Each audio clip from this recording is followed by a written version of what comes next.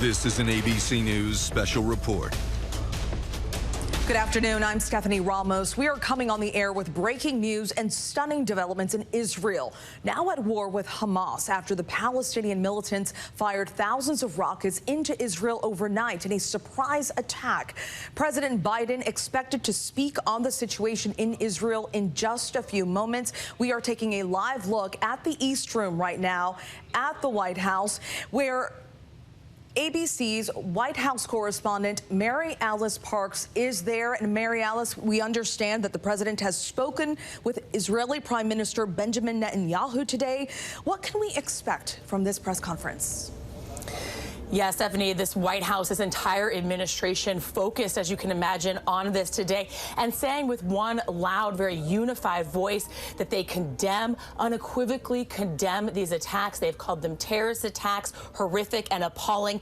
We heard the president, or the president, I should say. Oh, here's the president now. Orchestrated by a terrorist organization, Hamas. In this moment of tragedy, I want to say to them and to the world and to terrorists everywhere that the United States stands with Israel. We will not ever fail to have their back. We'll make sure that they have the help their citizens need and they can continue to defend themselves. You know, the world's seen appalling images. Thousands of rockets in the space of hours raining down on Israeli cities. When I got up this morning, started this at 7:30, 8 o'clock, my calls. Hamas terrorists crossing in Israel, killing not only Israeli soldiers, but Israeli civilians in the street, in their homes, innocent people murdered, wounded, entire families taken hostage by Hamas, just days after Israel marked the holiest of days in the Jewish calendar. It's unconscionable. You know, when I spoke with Prime Minister Netanyahu this morning, I told him the United States stands with the people of Israel in the face of these terrorist assaults. Israel has the right to defend itself and its people, full stop. There's never justification for terrorist attacks. And my administration's support for Israel's security is rock solid and unwavering. Let me say this as clearly as I can. This is not a moment for any party hostile to Israel to exploit these attacks to seek advantage. The world is watching. I've also been in contact with the King of Jordan, spoken with members of Congress, directed my national security team to engage with their Israeli counterparts, military to military, intelligence to intelligence, diplomat to diplomat, to make sure Israel has what it needs. I've also directed my team to remain in constant contact with leaders throughout the region, including Egypt, Turkey, Qatar, Saudi Arabia, Jordan, Oman, the UAE, as well as our European partners and the Palestinian Authority. It's also a terrible tragedy on a human level. It's hurting innocent people. Seeing the lives that have been broken by this, the families torn apart, it's heartbreaking. And Jill and I are praying for those families who've been impacted by this violence.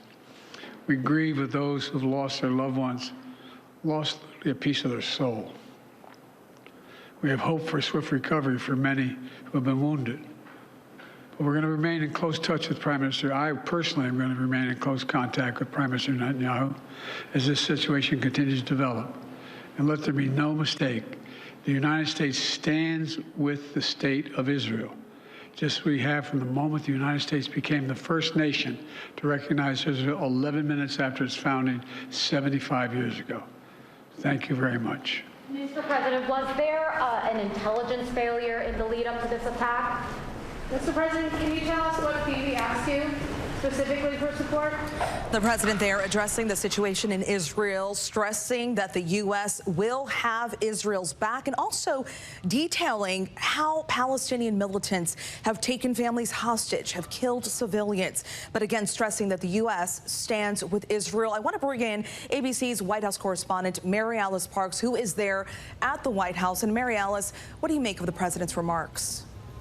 Yes, Stephanie, you heard their reporter in the room ask if there was an intelligence failure. I think that the White House is going to continue to get questions like this. It was interesting. The president made a point of saying that he is asking every aspect of his administration now to be working in close consultation with the Israelis. Military to military, defense to defense, diplomat to diplomat. They are trying to show that they are all working on this across the board, a unified front. Stephanie.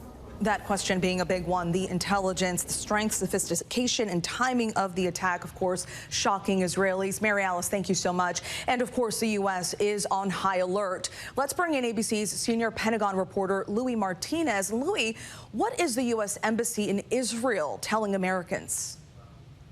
Stephanie, the U.S. Embassy in Israel is telling Americans to be vigilant and to take any precautions in case they find themselves under a rocket attack.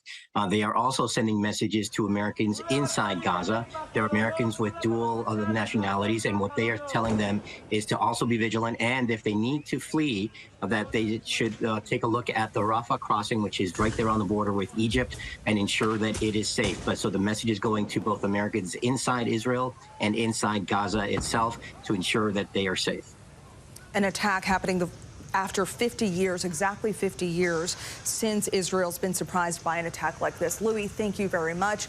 Make sure to stay with ABC News Live and abcnews.com for continuing coverage. And thanks so much for streaming with us.